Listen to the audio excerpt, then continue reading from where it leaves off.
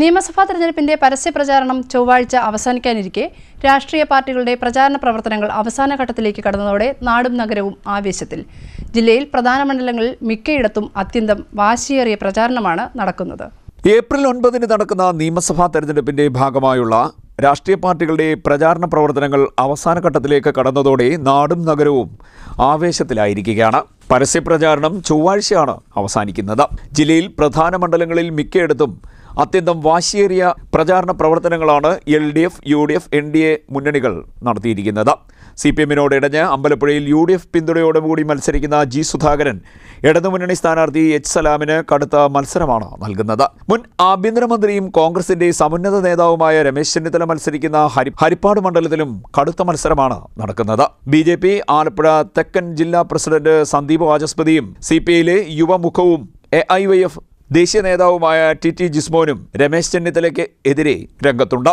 കായംകുളമാണ് കടുത്ത രാഷ്ട്രീയ പോരാട്ടം നടക്കുന്ന ജില്ലയിലെ മറ്റൊരു മണ്ഡലം. ഇടതുമുന്നണി 20 വർഷമായി തുടർച്ചയായി വിജയിക്കുന്ന മണ്ഡലത്തിൽ ഇക്കുറി 3-ാം അംഗത്തിനാണ് LDF-ന് വേണ്ടി അഡ്വക്കേറ്റ് U. പ്രതിഭ കളത്തിലിറങ്ങുന്നത്. മണ്ഡലത്തിൽ CK സദാശിവൻ MLA ആയിരുന്ന കാലഘട്ടത്തിൽ തുടങ്ങിയ വികസന പ്രവർത്തനങ്ങൾക്ക് U. പ്രതിഭയിലൂടെ 10 വർഷം നടത്തിയ അടിസ്ഥാന സൗകര്യ വികസനത്തിനാണ് ഇടതുപക്ഷം വോട്ട് തേടുന്നത്.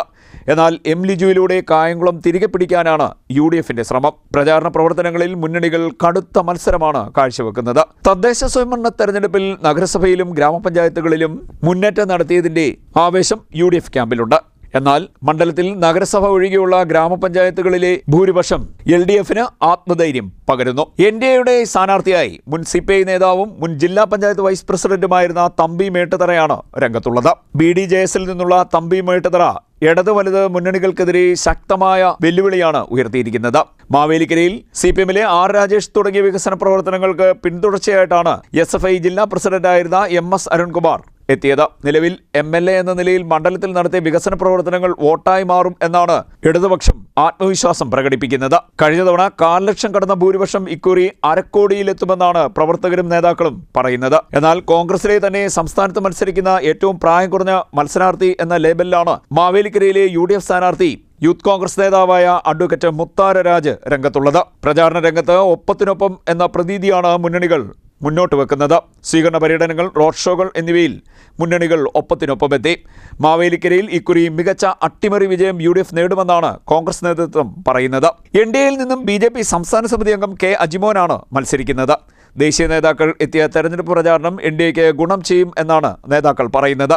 പ്രധാനമന്ത്രി നടത്തുന്ന വികസന പ്രവർത്തനങ്ങൾ മാവേലിക്കരയിൽ വോട്ടായി മാറ്റുമെന്നും നേതൃത്വം പറയുന്നു. കൃഷിമന്ത്രി P. പ്രസാദ്, സാംസ്കാരിക വകുപ്പ് മന്ത്രി സജി ചെറിയാൻ, രമേശ് ചെന്നിത്തല, CPM വിട്ട G. സുധാകരൻ എന്നിവർ ജില്ലയിൽ ജനവിധി തേടുന്ന പ്രമുഖരാണ്. CDNet news, Kayamkulam.